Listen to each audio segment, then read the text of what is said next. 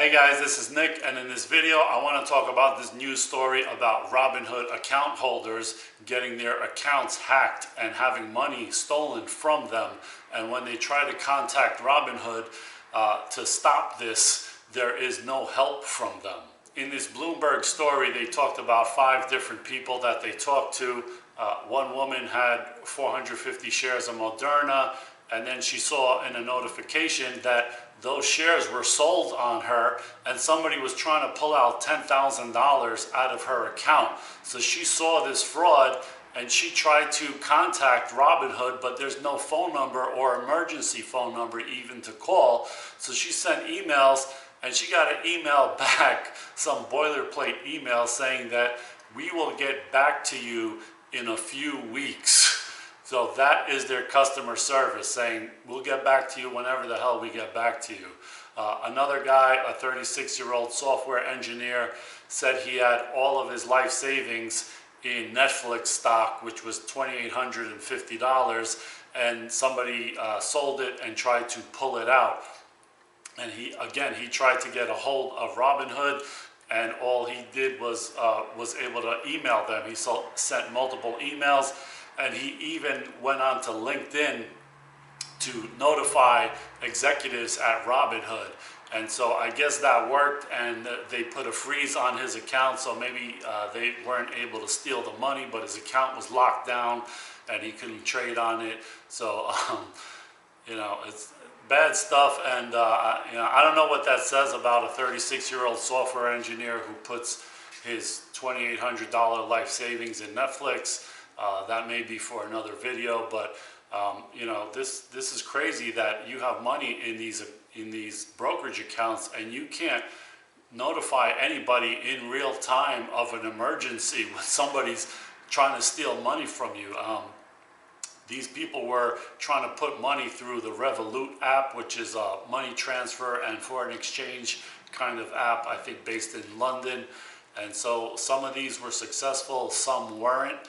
And when they talked to the Robinhood representatives, of course, they tried to blame somebody else other than Robinhood. So they said that the breach didn't happen within Robinhood, it happened outside. So of course they blamed the people, saying they might have used the same email address for their account that they use for other accounts, or something along those lines, phishing scam or something. But these people say that their emails that they use for this account, as well as other accounts, the other accounts that they use were not hacked or anything like that.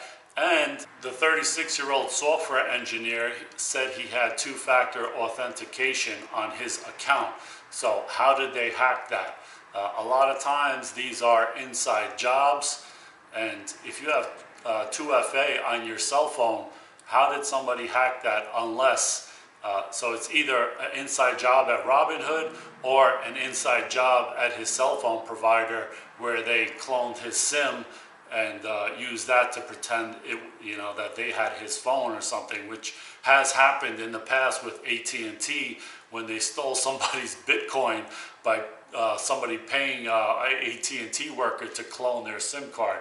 So I don't know if that's the case here, but the fact that you cannot reach somebody at Robinhood, this ought to make you think twice about doing your brokerage, stock trading and investments with them, or at least diversifying out to other companies. Now, I understand before other brokerages charged commissions, Robinhood was the first to charge no commissions, and so a lot of people went with them for that.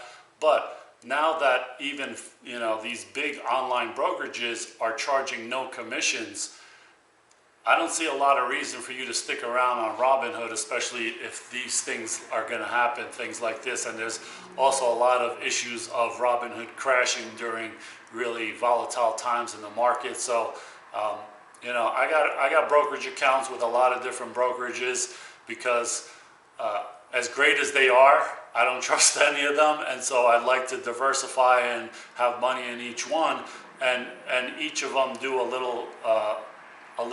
a little advantage to them that others may not. So it's always a good idea to diversify. So for instance, Schwab is very good.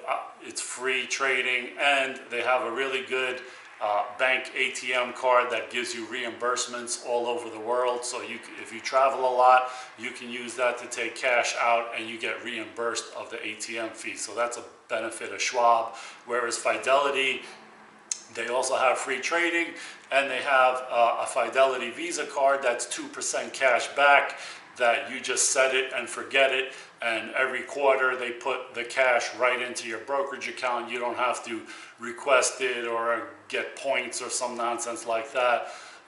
You have Vanguard, which is good. It's free. The website's not that great, but it's very trusted. It has a phone number. You can reach somebody. You have Interactive Brokers, which their main brokerage product is not free, but they have a free trading app that if you just trade on the app, that is free, and you could always reach somebody at Interactive Brokers. So there's a lot of options out there.